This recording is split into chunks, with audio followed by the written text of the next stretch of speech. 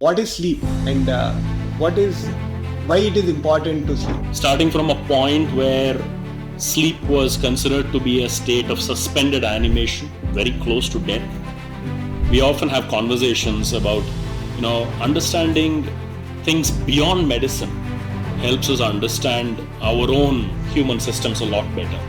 So, let me ask you something interesting. Do you know how dolphins sleep? Or do you know how whales sleep? I heard somewhere that they are half sleep, they have two brains. The sleep is not the same. The sleep happens in various different stages. Our understanding of sleep has emerged after our understanding of the electrical activity of the brain. Some of the things like every function, be it invitation for a birthday or wedding or parties, all of these happens in the night or late nights. So we have built a culture around it in the night outs, so all of these things. Yes. And when we are saying sleep is important, when we are socially bound to attend all of these things very often, how do one manage and how do we bring the change that can we keep this early evening and not very late? These are very different things, and in today's day and age it is very common. If you don't go and attend, it becomes a stigma, you don't want to be social. I think the very cornerstone is awareness.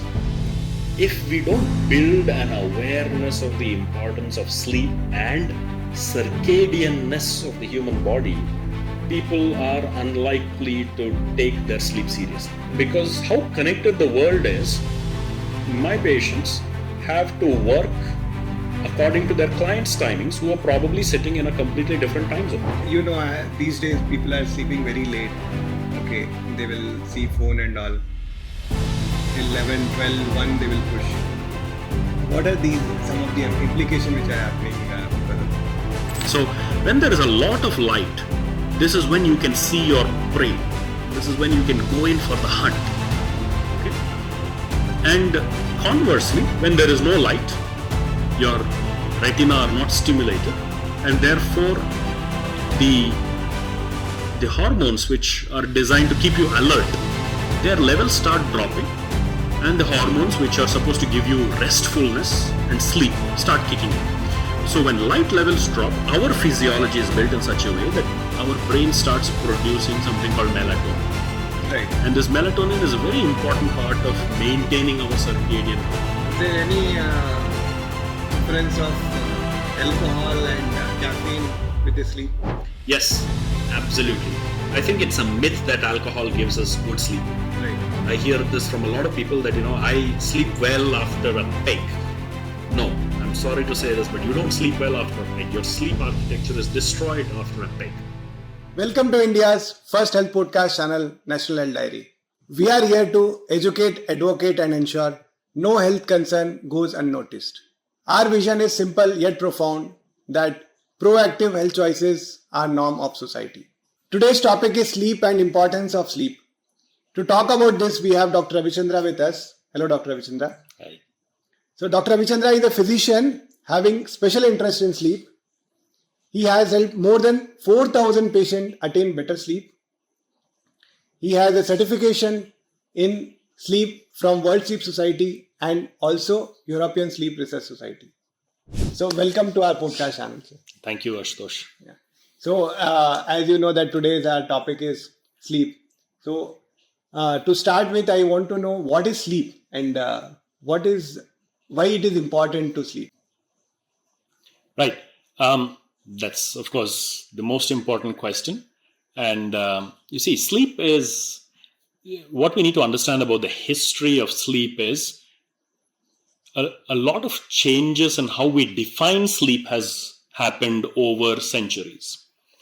Starting from a point where sleep was considered to be a state of suspended animation, very close to death, we are increasingly recognizing that sleep is actually a very active state. Sleep is not as passive a state as we used to think it was. Sleep has a lot of active functions going on in the background, and therefore we are increasingly recognizing the importance of sleep and the importance of not cutting down sleep. So you just think of it as any other day-to-day activity. Say, for example, you spend an hour driving from here to Mysore. If you were to cut down that time, you would probably drive there much faster and therefore have some accident on the way. Similarly, you're supposed to sleep for a good 6 to 8 hours. And if you were to cut down the time, you would inevitably cause a lot of accidents. Okay. It may be road traffic accident also. Absolutely. So there are different parts of sleep. Like, when we get into sleep, we are in some lighter stage of sleep. And we also see a lot of dreams in the sleep. So what are these some of the parts of the sleep which we have? Yes. So sleep, like you rightly pointed out, has many stages. So before we come to human sleep, I think it helps. You see, I often tell my colleagues, my students, we often have conversations about, understanding things beyond medicine helps us understand our own human systems a lot better. So let me ask you something interesting. Do you know how dolphins sleep, or do you know how whales sleep? I heard somewhere that, okay, they are half sleep. They have two brains, and That's one right. is sleeping, one is not sleeping. So you see, we from our childhood, we have a lot of textbook knowledge about dolphins and whales, but what we fail to recognize is these are mammals, and these are mammals which are underwater. Now, just like mammals, they have to breathe from the air. Right. So if they are underwater, they would actually not be able to breathe. So, which is the reason why whales and dolphins often surface and then go back down again. Every time they surface, they take a big gulp of air, and that helps their lungs respire because they have lungs. They don't have gills because they're not fish. And then they surface again, breathe out, then take another gulp of air. So if they were to sleep, they would drown. So they sleep, they die. Exactly. So what happens interestingly is their brains, just like ours, have two halves, but the connection between the two halves is weaker. So half the brain sleeps and the other half remains bright, wide awake. And while the other half sleeps, this half remains bright, wide awake. So they keep periodically surfacing and going back down. So at any given point of time, we could actually say that whales and dolphins sleep half the time, and the other half the time they're actually, or half the brain is asleep, and the other half of the brain is actually not asleep. A similar mechanism happens in birds, because birds perch on a branch. So there is a real risk that they can actually fall out of their branch. Right. There is an even bigger risk that a predator can actually come and eat them when they're asleep. So, which is why you would have often seen drawings of an owl sleeping with one eye open and one eye closed, which is actually quite close to the reality. Half the brain sleeps. If you take some more very, very interesting animals, say for example seals, how seals sleep, and we are only coming to know this in recent times because of a lot of research in animals, and how this is useful is this is helping us understand our sleep a lot better. So seals, what they do is they dive into the water and then they fall asleep. And once they fall asleep, they actually drown in a spiral. Okay. And it takes probably about 30 seconds for them to drown from the surface to a point where the pressure becomes too much for their lungs. And then they wake up and then they come back to the surface again, and then they sleep again, and then they drown again. So seals sleep all their life in these bits of micro sleep, 30 seconds of sleep, or probably even less. So that way, I think we should say humans are very blessed. We manage to find a safe spot and then we lie down and we have good 6 to 8 hours of solid sleep. But yes, you're right. The sleep is not the same. The sleep happens in various different stages. Our understanding of sleep has emerged after our understanding of the electrical activity of the brain. It is one way to look at sleep, but based on this electrical activity, we divide our sleep into two very grossly different stages, and these are called non-random eye movement sleep and random eye movement sleep. Now, at some point of time in conversation with the lay people, this becomes light sleep and deep sleep. Right. Some delta sleep they call as, or dream sleep. Yes. So, strictly speaking, it's very difficult for a doctor to draw a line and say, this is where deep sleep begins and this is where light sleep ends. There is a lot of overlap. So the deeper stages of non-REM sleep and REM sleep may be together classified as deep sleep. And this is where our dream sleep lies, and this is where a lot of functions of sleep are achieved. The lighter sleep is the first and the second stage of non-REM sleep, where we are essentially just falling asleep and our brain is transitioning from an active metabolic state to a slightly lesser active state and starting to delve into the other functions of sleep that are very essential for it. So grossly, non-REM and REM sleep. If you want to get into more finer details, the non-REM is probably 3 stages, 1, 2, and 3. Again, what we need to understand is historically things have been changing. Once upon a time, we used to say non-REM sleep is 4 stages, N1, N2, N3, N4. We are increasingly recognizing that N4 is probably half into N3 and another half into REM. So things keep changing. And I don't expect any changes to this statement that things keep changing. I'm sure if people see us talking like this, maybe 20 years down the line, they will say, what is he talking about? Because now the classification of sleep is radically different. Yes, I am expecting the understanding of sleep to become better. And therefore, our staging of sleep is likely going to change in the future. But for a starter, yes, there is a non-REM sleep and there is a REM sleep. So the REM sleep is essentially the dream sleep. Yeah, so the N3 part of non-REM sleep and the REM sleep is where, yes, we actively dream.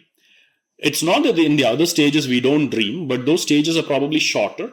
And maybe our memory of those dreams is lesser than the actual dream process itself. But yes, N3 and REM is where we dream and the dream consolidates. So that would be essentially our deep sleep, yes. Normally, if a normal person has to connect with dream sleep, and also if they say, okay, I got up with a dream or I saw a dream early morning and there's a high chance that it will become true. Okay, scientifically it is not proved.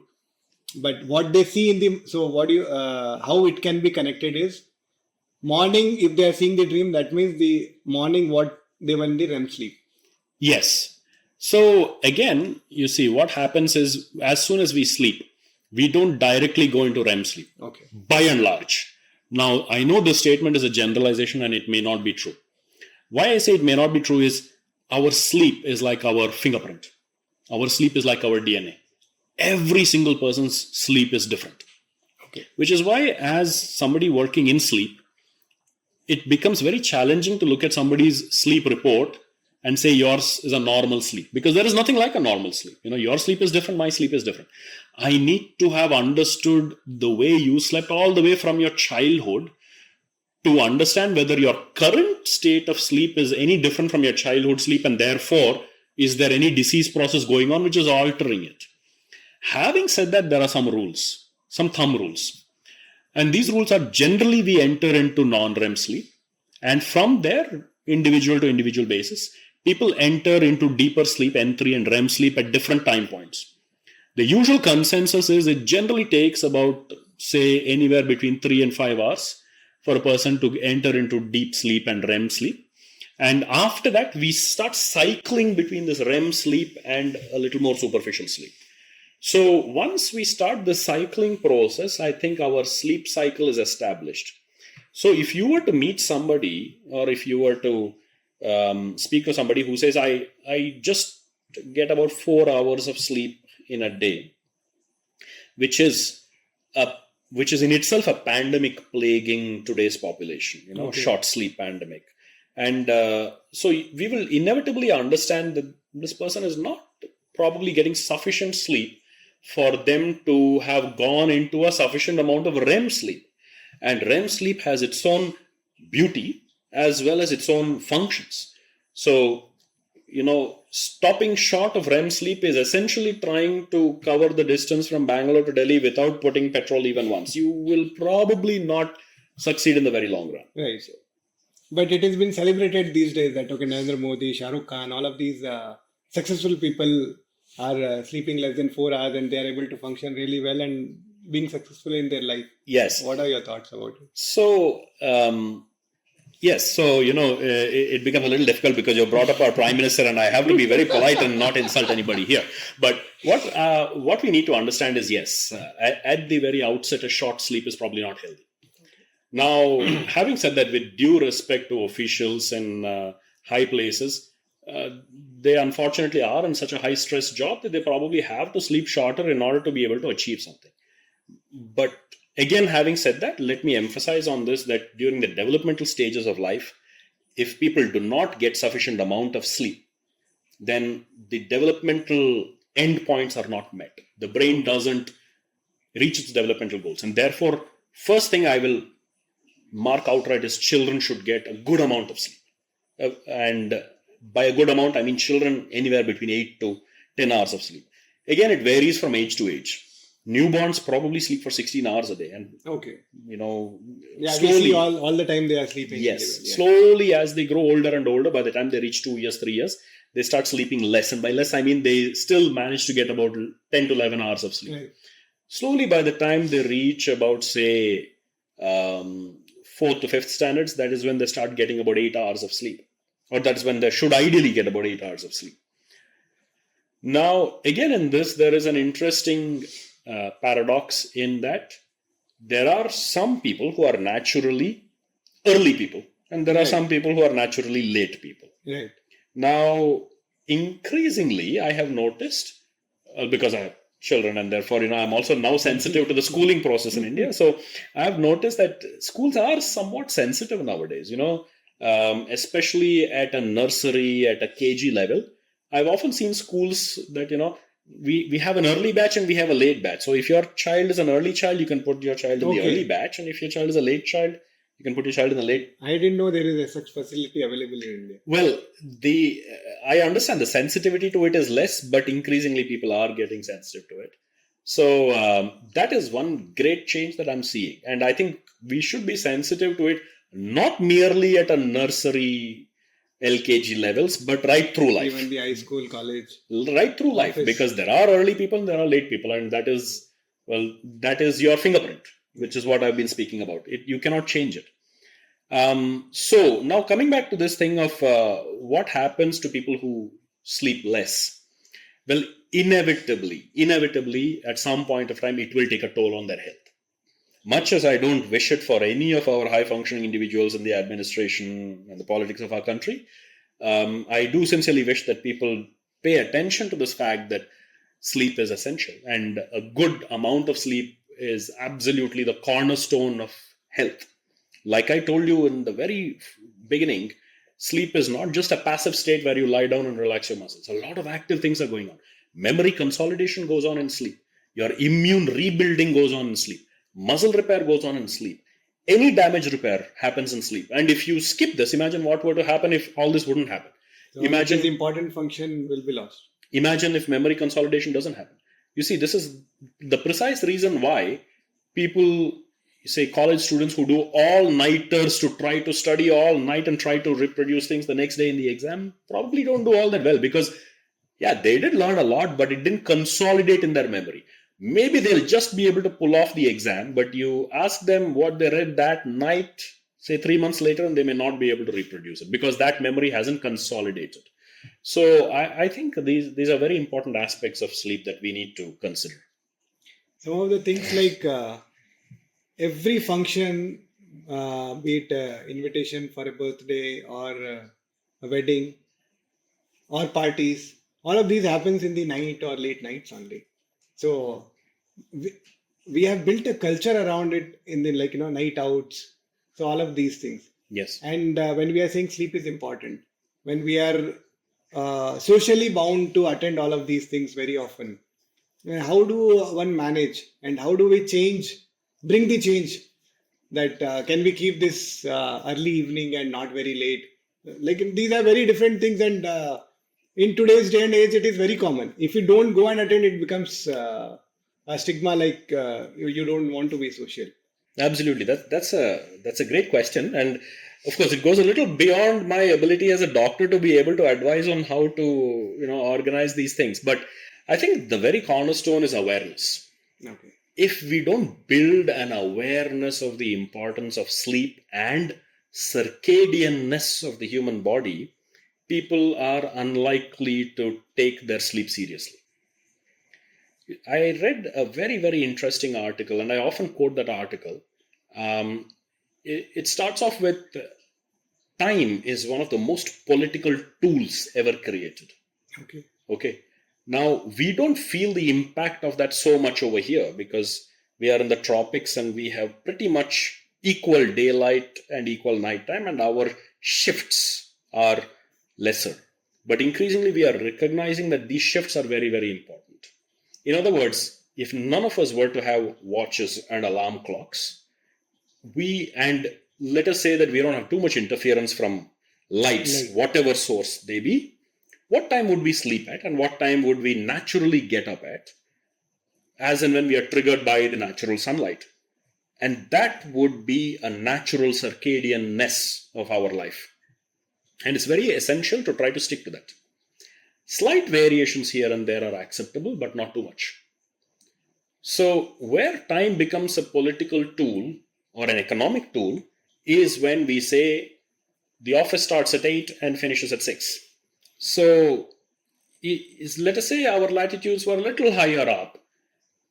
There are places where things are not yet bright out by 8 o'clock. And we are altering our physiology and our circadianness to fit to that political, economic spectrum of time.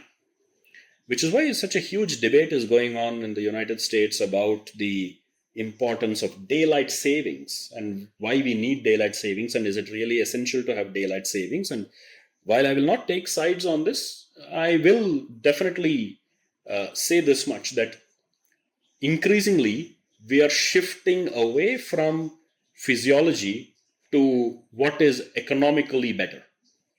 We are looking at giving more importance to economy than yes. Now, us being a country which is at the cusp of, well, let us call it,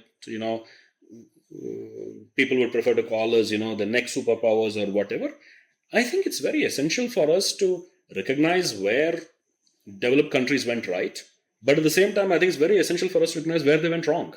And I think one of the things where they went wrong is to downplay the importance of sleep and circadianness, despite them having a higher pressure of having put importance on it because of their weird light cycles. So Europe, United States, there are parts where you sometimes have very long night hours, and you should have paid attention to it. And I think we are also at some point going to be questioned on the decisions that we make by the future generations. I think it's very essential for us to emphasize to our next generation that sleep is important, that we should try our best to keep our sleep as natural as possible, as much stuck and glued to the natural light cycle as possible. Sleep in the daylight and work in daylight and sleep in the night. Yes. Now, the other difficult part about this, and I recognize this quite a lot from the patients who come to me who tell me about their work hours, is not merely about trying to stick to the natural daylight and natural nighttime, but now, because how connected the world is, my patients have to work according to their clients' timings, who are probably sitting in a completely different time zone. Right. France, Australia, US. So there is a sense of pride in that initially, that yes, we are a connected world and, a lot of people depend on me. But where is the health in it? Right? So I have patients who tell me that, my shift starts at 7 in the night and, I finish at 3 in the morning or something of the sort. Agreed.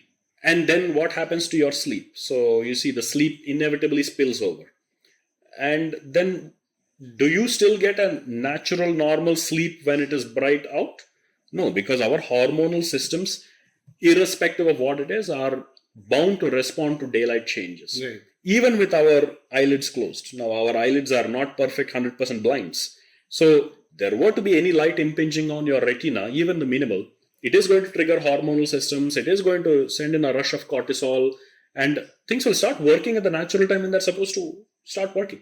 So you cannot give the excuse of your client sitting somewhere halfway across the world to try to explain to your doctor why your health is going bad. And even if you do, your doctor is unlikely to be able to do anything about it except to tell you to get a natural sleep cycle. This is something that goes beyond awareness. I can raise awareness about this. We can all raise awareness about this, but how will we change it? Okay, and I think it needs collective action.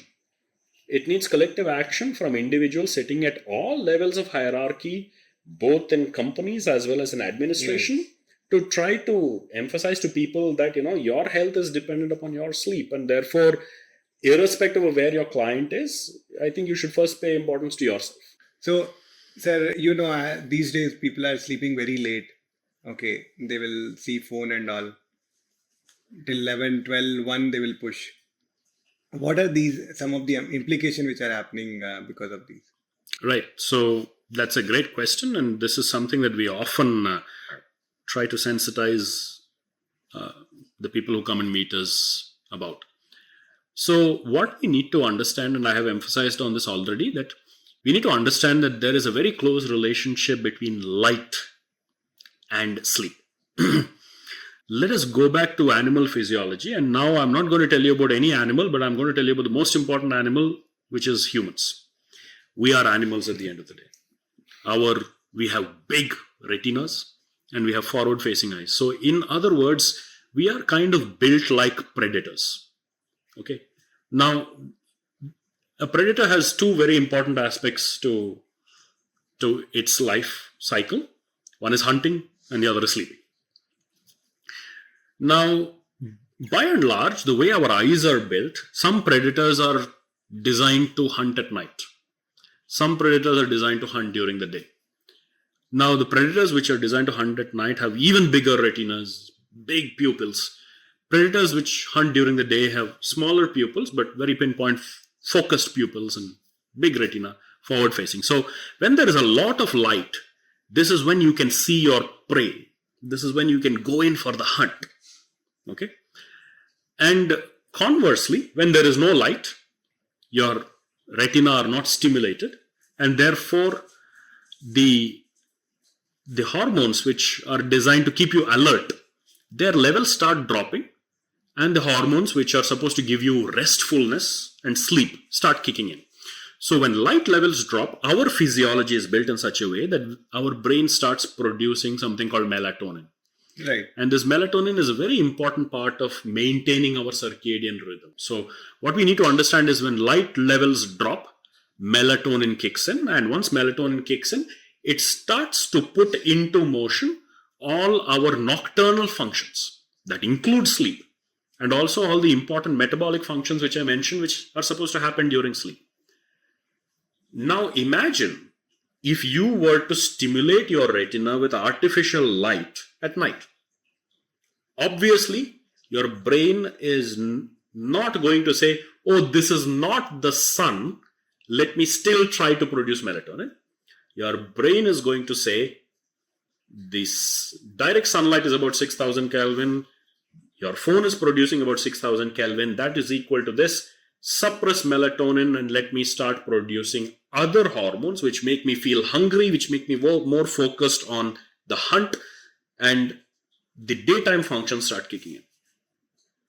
So all of these are interrelated. Ultimately, light will not make you sleep. It will make you stay awake and alert and urge for more eating. Absolutely. Now, the minute you are exposed to so much light, we have another very interesting hormone in our system which is called leptin. What happens to leptin? What does leptin do? Leptin is the satiety hormone. In other words, when leptin levels are high, I feel full. I don't feel hungry. Right. And therefore, there is no urge to eat. So, it is not that a hormone makes me hungry. Rather, it is the absence of a hormone that unleashes the inhibition on my satiety center and I start feeling hungry and I start eating. And that hormone is leptin. So, the minute you throw light on your retina, leptin levels start dropping. Right. And therefore, the satiety center gets disinhibited. The hormone ghrelin. Yes. Yeah. And ghrelin comes in, and then we start feeling hungry, and we start going in for the hunt, and we start eating. So this complex interplay, and I call it a complex interplay because, take it from me, it is not as simple as melatonin comes in or ghrelin comes in. Now, this is the aspect of physiology that we have understood. In between these, Right. there are probably thousands of secondary messengers, and again, in individual to individual, these are different. So the minute you start playing with light during your sleep hours, you disrupt this whole thing. And nobody seems to understand, or at least seems to be aware, that light can cause so much damage. Light can. So the first thing that you need to cut out during your sleep times is light. Sure. What are some more hygienic tips you want to give for better sleep? What I generally tell people is that, sleep is a state of comfort and coziness. So you should have a place that is reserved only for sleep. You cannot use your bed to sit and read books also, and to sit and play your PlayStation also, and to play on your laptop also, and to download movies, and to cast them from there on to your big 75-inch screen on your bedroom wall also, and also sleep in the same bed. Because this creates a conflicting state in your brain, and your brain wants to compartmentalize. This is sleep, this is activity, that is game, that is PlayStation, that is my dinner. So if now, thanks to our newer aesthetic ways of reorganizing our houses, and thanks to technology coming into our house, the minute we start reorganizing, and the minute the bedroom and the bed loses its functionality as primarily a center for sleep, then the most important thing fails to happen, which is we don't get into the mood of sleep. And that is a very important mood. I think by the time we retire in our bedroom, we should be ready for sleep. Right. If you're not ready for it, then it is obviously not going to kick in. So that is the first sleep hygiene tip I tell people, that your bedroom and your bed should be used only for sleep, plus minus one or two associated activities, but not beyond that. There is definitely no room for huge TVs or laptops or tablets in your bedroom. I try to encourage people to try to leave their phones out of their bedroom. Depending on profession, people tell me that, it is not easy to do this. I can understand. For example, a doctor cannot have the excuse of, I wanted good sleep and good health, and therefore I left my emergency phone outside my bedroom and Right. I missed it. So there are unfortunately some professions which cannot overcome this barrier. But having said that, we can downgrade to smaller phones with less brighter screens and things like that. The other important sleep hygiene tips that I give people is, don't overstimulate yourself just before bedtime. We are thankfully placing an increased emphasis on exercise. I understand this, but you cannot exercise an hour before your bedtime. How many hours before it is good to have exercise? I would say try to keep at least a 4-hour gap between your exercise and your sleep time. Okay. What exercise does is it kicks into the system another completely different set of hormones called endorphins. Endorphins are happy hormones. They also keep you very alert, and they give you a lot of alertness. Not to mention that, when we exercise, there are a lot of metabolic changes that happen in our muscle. Lactic acid builds up, and, this takes a lot of time to wash out. So we need to get all this physiology back to some normal levels before we are able to fall asleep. So I would generally recommend exercise in the early hours, or at least a 4-hour gap between exercise and sleep time. Okay. What are some other tips, sir? So the other tips that I would generally tell people is, of course, also to pay attention to food habits and their relationship to sleep time. Just like exercise, one should not eat very close to the bedtime. Increasingly, there is an emphasis on leaving larger gaps. I will not really go there in too much detail, because there is a lot of confounding here between people who want to engage in, say, something like an intermittent fasting, and they would prefer to have a much, much earlier dinner. Doesn't interfere with sleep, no problems. But there is inevitably people who unfortunately come home very late from work, and then they just grab a quick bite and straight to bed. That is something that I will definitely not recommend. You see, you need some time for this food to start digesting, and again, it should not kick up sugar levels too close to bedtime or during your bedtime, because that will lead to things which we really don't want. So I think historically, if we look at it, we often have this habit of referring back to our ancestors and saying, my grandparents were much happier, and they had a lot less. I think the one thing that they didn't have, which we increasingly recognize as a blessing, is they didn't have too much electricity. Right. So things would get dark by 6:30. So there was a pressure on the kids to finish their dinner by 6:30, get into bed by 7, and bam, you're out cold. And you're up the next morning at natural sunrise time. People used to sleep a lot more outdoors back then, Right. Where I'm from, very hot in summer. So put your cots outside, and of course, there was the luxury of much bigger houses with a lot of courtyard. Smaller houses with bigger courtyards rather than 30-40s, with a 2-foot strip of garden. So sorry, no inferences to our way of life now. But what I mean to say is that we were a lot more dependent on natural lights Right. than artificial ones. Not only have we become dependent on artificial lights, our lights are becoming brighter, and our lights are becoming more long lasting. And electricity has, sadly speaking, become immortal. I haven't seen a power cut in ages in urban centers. Even if it happens, we have a Yes. UPS power backup. Yes, and a power cut hasn't happened in ages. It gets restored very, very quickly, and therefore there is no escape from the tyranny of light, let me call it. It may sound very dramatic there, but that is the reality. I think we need to give ourselves a break from light, and that will, I think, help us appreciate light a lot more, natural light a lot more. Is there any influence of alcohol and caffeine with the sleep? Yes, absolutely. I think it's a myth that alcohol gives us good sleep. Right. I hear this from a lot of people that, I sleep well after a peg. No, I'm sorry to say this, but you don't sleep well after a peg. Your sleep architecture is destroyed after a peg.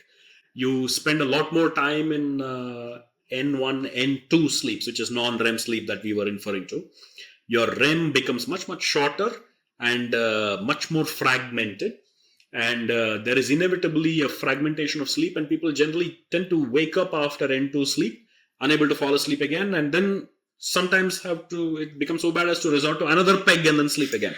So no, I don't support the role of alcohol in sleep, and it is as harmful to sleep as it is to other aspects of health.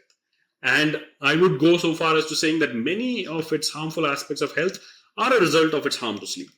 So I think people should squarely stay away from alcohol as an agent that would help one sleep. It is merely an illusion that it helps one sleep. It probably gives a little bit of sedation and pushes people into a longer N1. But after that, the sleep architecture gets completely destroyed.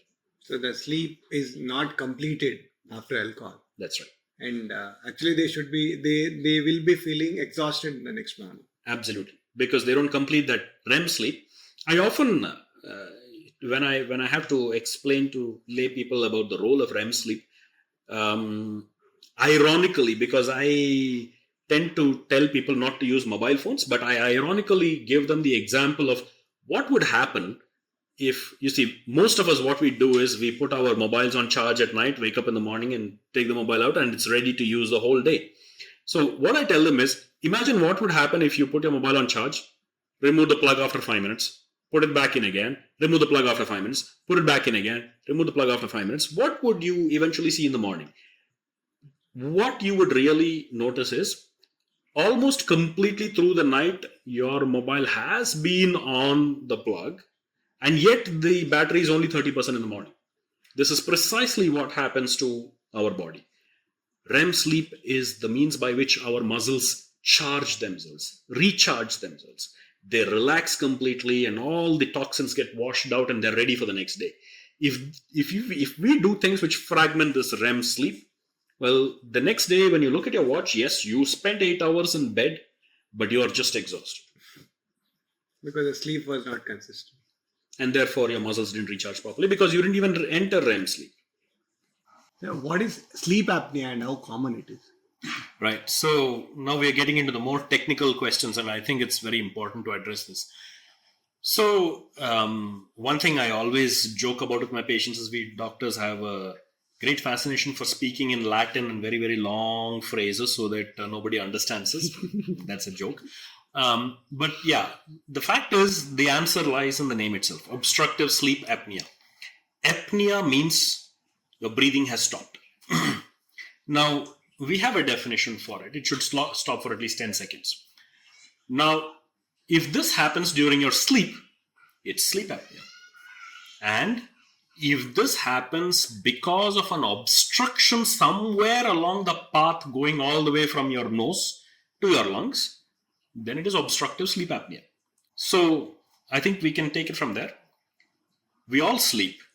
When we sleep, just as when we are awake, our natural rhythmicity of the breathing cycle should continue. But it doesn't happen in everybody.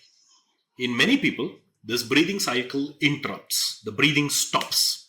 And the reason it stops very often from our research is that our airway tends to block at some level, usually in the upper part of the airway. We are all made of muscle. So a large part of the airway is also a tube, but this tube is also made of muscle. Right. So as people get into deeper stages of sleep, we spoke about non-REM and REM sleep. As people get into deeper stages of sleep, what happens is this muscle also tends to relax. It is not supposed to, but it tends to relax. And at some point, because of an unfortunate combination of circumstances, that muscular tube tends to collapse completely. And when it does, we are attempting to breathe, but the air does not go where it is supposed to go because of the airway which is completely obstructed. What is that combination? Well, it's a lot of things. And in sleep medicine, we are still researching this, but it definitely includes age. With advancing age, we see OSA happens a lot more frequently, OSA for obstructive sleep apnea. One is the muscles become weaker with age. Second is, now I told you how as we go into deeper stages of sleep, our muscles are supposed to relax. Now, some muscles do not relax completely, obviously, because our heart is a muscle. It is not supposed to relax completely. If it does, the heart would stop beating. Right. So similarly, these muscles which help us breathe are not supposed to relax completely. But despite that, with advancing age and with this discrepancy in the muscle strength that creeps in, the muscle tends to relax a little bit more. Over and above that, another big epidemic that is catching up with us is obesity. So when people gain weight, we have noticed that in our part of the world, there is a lot of unequal distribution of fat deposition, particularly in the neck region.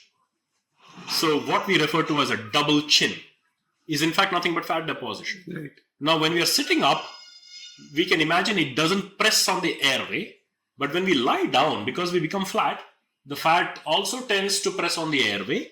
So all of these contribute to say 20%, 20%, 20%, bringing down the airway to a very, very narrow slit. And then the breathing becomes very difficult. So this is basically how OSA happens. Right. And how common it is, do you see in the patients you see or the otherwise? Yeah. So, well, here there are the statistics and there is observations. Well, statistics wise, the prevalence of OSA is about 10 to 15% of the population.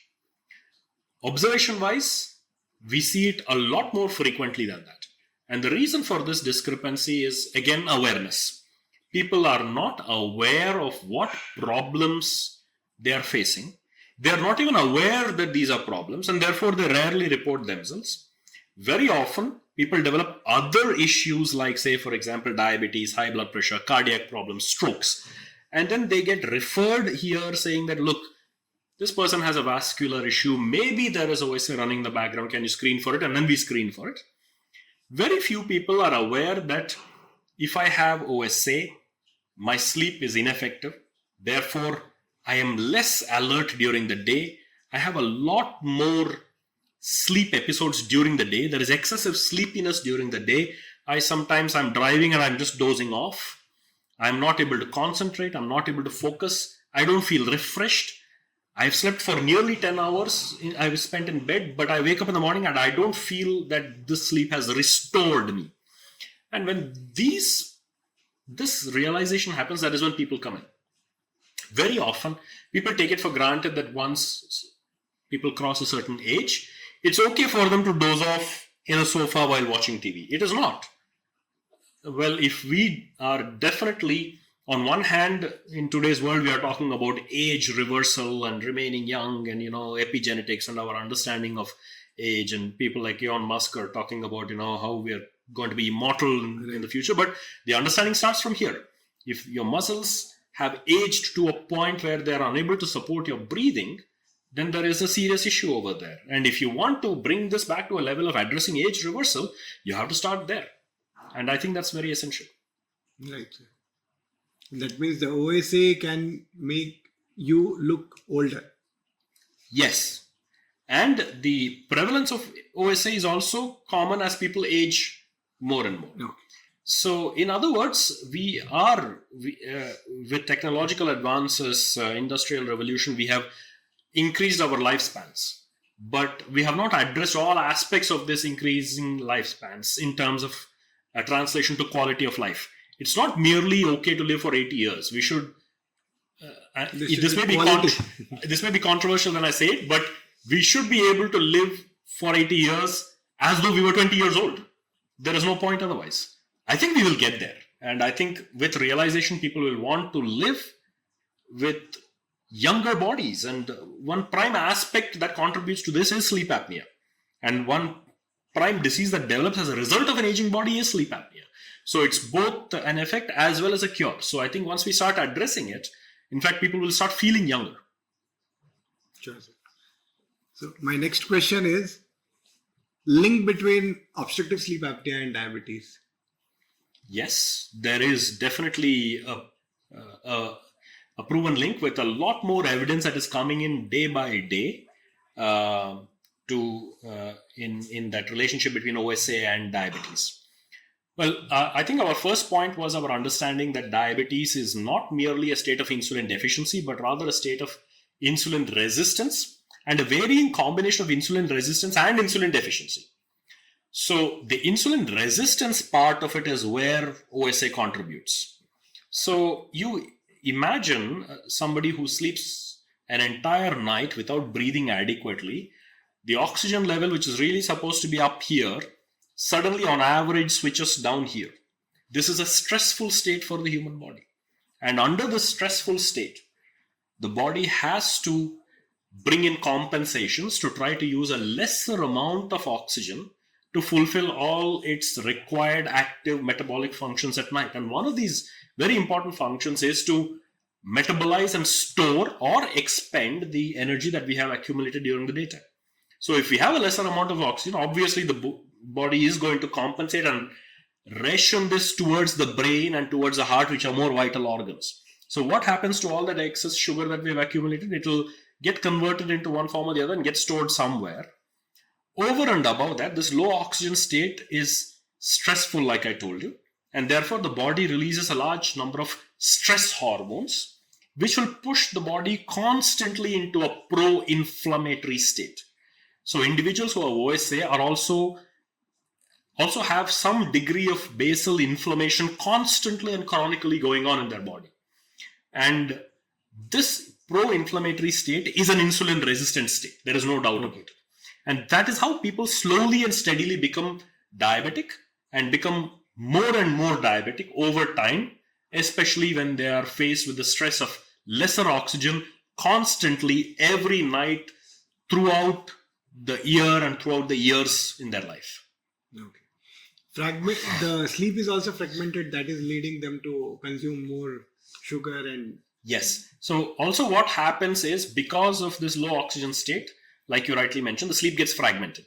So once the sleep gets fragmented, there is a lot more metabolic requirements that come up. Muscles start to become active and they're not supposed to be active, and therefore they start consuming. Liver starts to become active, therefore it starts consuming, and so on. So there is a lot of discrepancy between insulin availability, insulin resistant states, inflammatory states, and the fragmentation of sleep. All this put together, it's not merely one factor, but a ton load of it, at the root of which is the sleep apnea problem. So you solve this, you will tend to reverse this harmful cycle of bad physiology that occurs and hopefully set people on the right path. So the key is to try to catch people early on rather than late. So would it help to catch somebody who has a HbA1c of say 11% and put them on sleep apnea machine? It will definitely help, but they should not be expecting that just on the virtue of the CPAP machine, their HbA1c will become 5. It may not, but it will definitely arrest it and help their sugars come a lot more easily under control with lesser number of medications over time than would have had they not been diagnosed with OSA and started on the treatment. So the treatment of OSA will help them to control the diabetes. Much more easily, yes. Okay. So similarly, there is a link between the diabetes and the link between OSA and hypertension also. Yes, definitely. So this is squarely the result of the low oxygen state. So obviously the heart is stressed. It has to work a lot more. It has to pump a lot more frequently and a lot more powerfully, creating discrepancies in the myocardial oxygen demand and supply ratio. So the heart, while on one hand attempting to pump oxygen to all the bodily requirements, also requires oxygen. So it tries to alter this state of availability and supply and demand ratio to try to suit itself the best with the available resources. Slowly and steadily over time, the heart muscle under so much stress starts to hypertrophy. And this will inevitably both lead to and is also the result of the high blood pressures. So these are all inevitable metabolic cycles which are proceeding in the wrong direction and which need to be reversed. Right. And what is the treatment line to solve the problem of OSA? So along with awareness of OSA, the one thing that we need to increase in people is the awareness of the treatment and the kind of treatment. People should not be walking into a hospital knowing that they have OSA and expecting to be treated with a tablet. At least not in today's world. But who knows, whoever may be watching this video, maybe 10 years down the line, may be laughing at this statement saying, hey, we have plenty of tablets available now. And I'm surely hoping that will be the case someday. But well, as I speak, as on today, the most effective kind of treatment that is available for obstructive sleep apnea, because I told you that the root of all this is an obstruction to the upper airway by the compression of the muscles and the collapse of the muscular tube work. Therefore, the treatment is also to somehow mechanically splint it open. This is a space where we cannot put a metal stent, say unlike in the heart or unlike in the brain. A metal stent would not stay there. It would be very inconvenient. It would compress the surrounding structures. It will prevent us from speaking and cause a ton load of problems. So somehow smartly we came up with this idea of, anyway, the problem is with breathing, and what needs to go down this pathway is air. So if we do use air under slightly higher pressure, we could use air itself to splint this airway open, and that, at least for the time being, is a brilliant idea. So this is where the principle of positive airway pressure as a treatment cornerstone of OSA comes in. So again, I don't think people should be intimidated by doctors using these complex terminologies like, oh, you require an auto CPAP or you require a BiPAP and things like that. What the PAP part of it means is positive airway pressure, meaning we are using air under a slightly higher pressure than normal to splint open an airway that is collapsed. And as simple as that. That's all. And they have to use it during night. Yes. The ideal thing to do is to use it all night for how many hours they are asleep. Generally, as a consensus, anything less than 4 hours is not helpful. As you understand, it is a very short sleep cycle, 4 hours. And like I told you, a large part of this problem arises during REM sleep, because in REM sleep, the muscles become another, say, a little more weaker, or they actually are, strictly speaking, physiological level, they are paralyzed, and therefore the problem kind of exacerbates during REM sleep in many people, whereas in some other subset of patients the problem may be present both in non-REM sleep as well as REM sleep. So if somebody doesn't use a CPAP machine till they reach a REM cycle and they discontinue it prematurely, they may not even reach a REM cycle, because the airway may collapse before they even reach a REM cycle, and the brain may get aroused into a lighter state of sleep. So they may not be completing. They will not complete their sleep. So the most ideal thing would be to send a patient with this advice that, look, you need to use it all night for whatever your natural baseline sleep duration is, and don't compare it to the last few years, because while we pick it up, there is a high likelihood that this problem has been building slowly and steadily over the last several years. So people should sleep more consistent with their younger days, minimum 6 to 8 hours. And if they can get to use it for anywhere more than 6 to 6.5 hours, I'm happy. I think international recommendations are standing somewhere close to 7 to 7.5 hours. But if our patients start using it for more than 6 to 6.5 hours, I'm more than happy with their use. So 5 tips you want to give for patients who are suffering from obstructive sleep apnea. Okay, so I think the first most important thing is awareness. Be aware of what is OSA. Be aware of the symptoms pertaining to OSA, and please make sure that others around you are aware of the symptoms and the complications associated with OSA. In today's world, a lot of material is available online. You just do a quick Google search for what is OSA and you'll come across the answers. But what I told you is this: unsatisfactory sleep, excessive daytime sleepiness, feeling very lethargic, and problems which are slowly and steadily leading on to uncontrollable diabetes, uncontrollable blood pressures, frequent disruptions of sleep, frequently having to get up and go relieve oneself in the washroom. These are all early symptoms of OSA, and I think first take-home message would be awareness. The second important message for people who have OSA is, do not neglect it. It's a problem which is as serious as, and if you ask me, more serious than heart problems or strokes or cancers, because it is one problem that we are increasingly recognizing as being the root cause of all of these problems that I've mentioned. So why wait for a blockage to happen, or why wait for a heart attack to get triggered and then go in and stent something and try to preserve the reduced function of the heart? Rather than that, we can address obstructive sleep apnea and prevent all of these problems from emerging. And I think that's a very key thing that people, irrespective of whether they have OSA or whether they don't have OSA, should get into the mode of.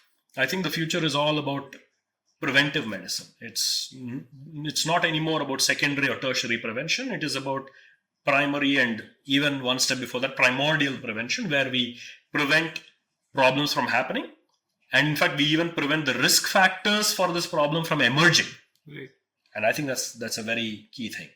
Now, you put me in a difficult spot by asking me for 5 key things, because I think I have summed up 10 in 2. So coming to the rest, be aware of the testing process and do not shy away from it.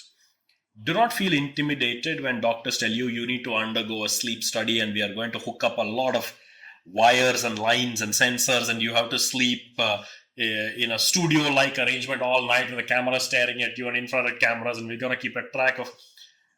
I don't think the essential message is going across over there. And the essential message is this.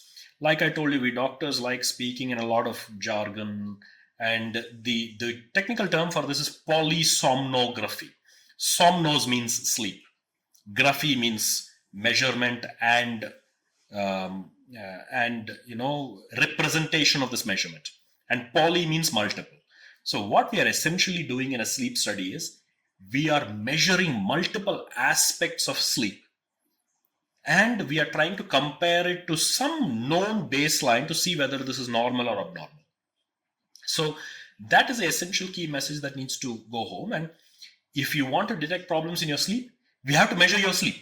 Right. We have unfortunately not reached that stage of technical advancement like Theranos or Elizabeth Holmes once promised that, one drop of your blood and I can tell you what's going to happen to you after 50 years. Maybe someday. But as of now, you want us to detect problems in your sleep, we have to measure your sleep. So please let us do it. Please put yourself through the inconvenience, if at all any. And I don't think it's a great inconvenience. The fear that this may be inconvenient puts a lot of people away. Right. So please let yourself through that inconvenience of one night so that we can give you a better rest of your life. Right. The third is, the fourth is, do not be put away by this fact that the treatment may be a mask that is blowing high pressure air down your throat. Please remember that if you have the problem that is necessitating the requirement of the mask, that means you're not breathing at night, or at least not sufficiently. So that should scare you a lot more than having to use a mask. If anything, the mask is a lifesaver. And the fifth is, again, because I have compressed so many points into 4, let me just say this. Please be aware that for a lot of health problems,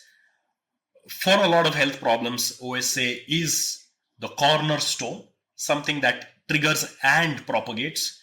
And please spread this message. And we need more and more people to be aware of sleep as one of the most important aspects of good health, good sleep as one of the most important aspects of good health, and disturbances of sleep leading to bad health. Sure. Thank you so much for joining us today. It was very nice talking to you and a lot of learning for us about sleep and sleep apnea. Thank you so much. Thanks a lot.